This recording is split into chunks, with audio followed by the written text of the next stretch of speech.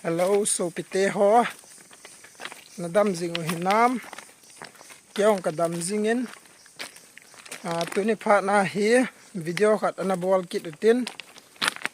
Tuni low holding akitiin.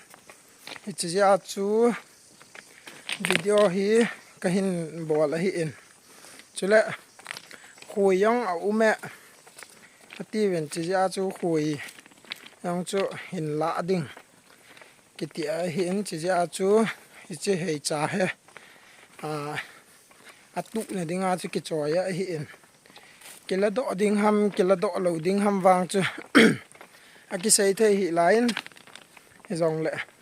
Abula pat azon ge ni ne vet pe vin ti a. Masa pe na khong tau he. Chula lo lam pi ho ana vel to le. Lang hi ki chi a. Railway hi chom khat ga ki zuya. Chilang kho sung hi in. Chilang pat mau ki hunga ti hi ki chi a. Iti he railway ki zuya. Chila ya he.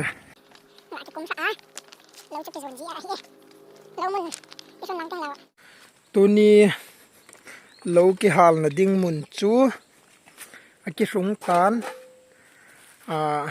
chilo hi a hi in chule adang chilanga ko na lain chule chilang mul le mang ko a hin la yin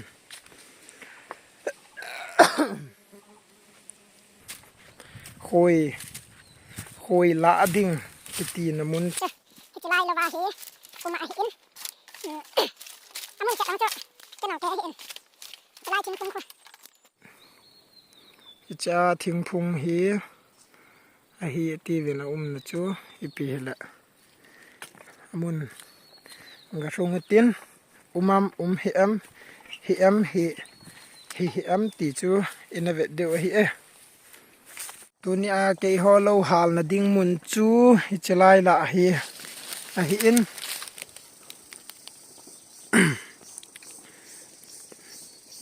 chilang ngong ha hi chi thing hi a hi in khoi na chu chalai asa langa ha uma hi in kan phu de he chi thing ha ana velte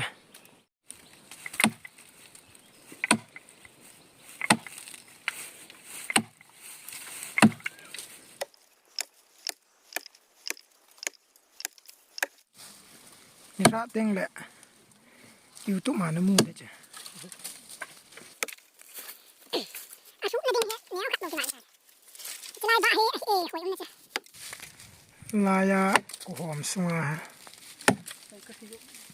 lèng hoang sẽ gạ mù vin nè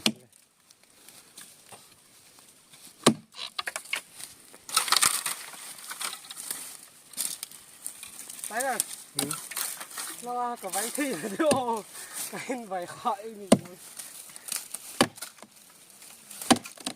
ok go ok bằng những cái củ tiền ba anh đang chết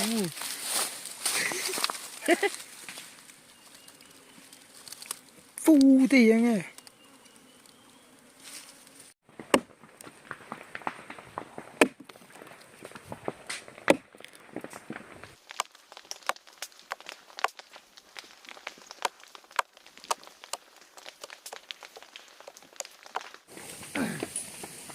mỏ cô là tầng chưa cái dàn đó chỉ ra đây hè lai hè cô ngã tắt cô hỏng hả tí ho cái há lị ra mà ta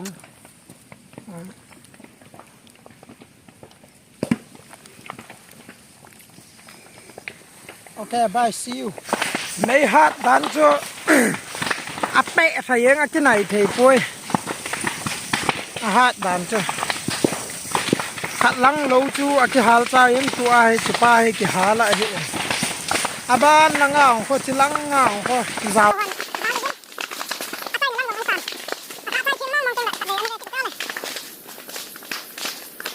lâu ki hal chu a result tabang hi tai ka hoi nam an veo ta a ka hoi tho nai gin chat sangin